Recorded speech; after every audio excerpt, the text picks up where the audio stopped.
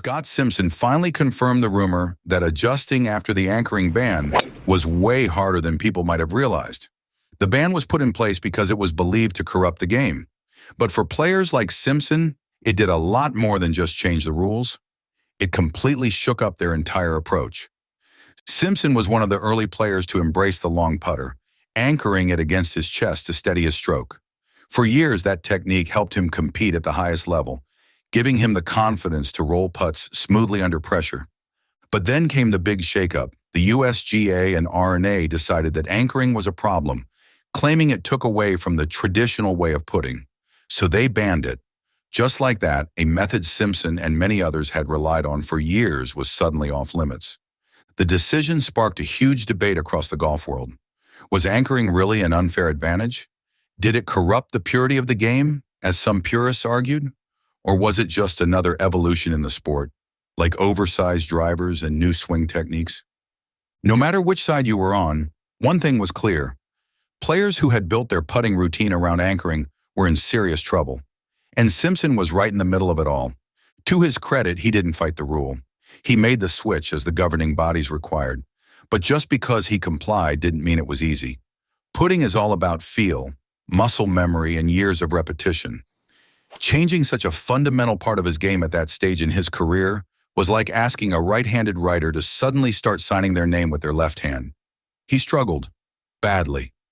Over time, Simpson became a symbol of the challenges that came with the ban. He wasn't alone. Plenty of other golfers faced the same uphill battle, but he was one of the most visible examples of how much the rule change shook things up. Some players adjusted quickly, but for Simpson, the transition was anything but smooth. His putting woes became a talking point, fueling even more debate about whether the ban was really necessary or if it had unfairly handicapped certain players. But despite that rough patch in his career, he still found a way to keep going and rock his game, just like he always had in his career. His journey in golf started in sunny San Diego, California, where he was born and raised. From an early age, it was clear that he had a special talent for the game. Golf wasn't just a hobby for him, it was something he truly loved, and he had the work ethic to match his natural ability. That dedication led him to the University of Southern California, a school with a strong golf program where he quickly made a name for himself as one of the best young players in the country. He won the NCAA championship twice, back-to-back in 1976 and 1977, proving that he could rise to the occasion on the biggest stages. It's not easy to win one national championship, let alone two, but Simpson made it look effortless. His performances caught the attention of the entire golf world, and by the end of 1976, Golf Digest ranked him as the #1 amateur in the country. That was no small feat. At the time, amateur golf was filled with top-tier talent, but Simpson stood out, not just because of his skill, but also because of his calm and steady approach to the game. With so much success at the amateur level, the next step was obvious: turning professional. In 1977, H made the leap into the pro ranks, and just a year later, in 1978, he graduated from USC. By 1979, he was competing on the PGA Tour, facing off against some of the biggest names in the sport. The transition from amateur to professional isn't easy for most players, but Simpson handled it well. He wasn't the flashiest golfer on the tour, but he had a smooth, consistent game that helped him compete at a high level. Over the course of his career, he racked up 7 PGA Tour wins between 1980 and 1998. Each victory was a testament to his steady play and ability to stay cool under pressure. He wasn't the type to overpower courses with massive drives, but he was incredibly precise, with a sharp, short game and a putting stroke that helped him deliver in clutch moments. But if there's one moment that truly defined his career, it was the 1987 U.S. Open at the Olympic Club in San Francisco. Winning a major championship is the dream of every golfer, and that year, Simpson made it a reality. The U.S. Open is known for being one of the toughest tests in golf, with brutal course conditions and relentless pressure. But Simpson rose to the challenge. The final round was a battle, with Tom Watson, one of the biggest stars of that era, standing in Simpson's way. But as the tournament reached its decisive moments, Simpson stepped up in a huge way. On the back nine, he caught fire, birdieing 3 holes in a row, 14, 15, and 16, to pull ahead. That stretch of golf wasn't just impressive, it was legendary. To make birdies under that kind of pressure, knowing what was at stake, showed just how mentally tough Simpson was. When it was all said and done, he finished with a 3-under par total of 277, edging out Watson by a single stroke to claim his first and only major championship. Winning the U.S. Open put Simpson in an elite club.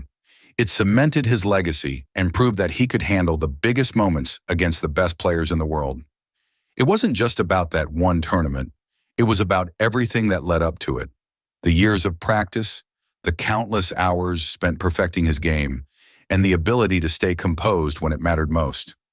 After his major championship victory, he continued to compete at a high level for many years. While he didn't add another major to his resume, he remained a respected and consistent presence on the PGA Tour, picking up wins and competing in some of the sport's biggest events. His game was built on reliability, and that's exactly what he delivered year after year. By 2005, Simpson had reached a new stage in his career, senior golf. Once players turn 50, they become eligible to compete on what is now known as the PGA Tour Champions, a tour specifically for senior players. Some golfers struggle with the transition, but Simpson wasted no time making his mark. Just a year after becoming eligible, he won his first and only Champions Tour title in 2006. It was proof that even as the years passed, he still had what it took to compete and win. Beyond his individual achievements, he also had the honor of representing the United States in team competition. He played in the prestigious Walker Cup in 1977, an event that pits the best amateur golfers from the U.S. against those from Great Britain and Ireland. Later, in 1987, he was selected to play in the Ryder Cup, one of the biggest team events in golf. The Ryder Cup is known for its intense atmosphere and national pride, and being chosen to compete is a huge honor. His steady game made him a great fit for match play, and while he wasn't the loudest or most emotional player, he brought the same calm, focused approach that had defined his entire career. When you look back at his career, it's clear that he was never the type of player to chase the spotlight. He wasn't a showman, he didn't have a brash personality, and he didn't rely on sheer power to dominate courses. Instead, he was all about consistency, precision, and keeping a cool head under pressure. That's what made him such a successful player for so many years. Even after his playing days, he remained involved in golf, mentoring younger players and sharing his knowledge of the game. His journey from a standout college golfer to a major champion and a respected veteran of the tour is one that many players would love to replicate. At the end of the day, his legacy isn't just about the wins or the trophies. It's about the way he played the game. He proved that you don't have to be flashy or overpowering to succeed.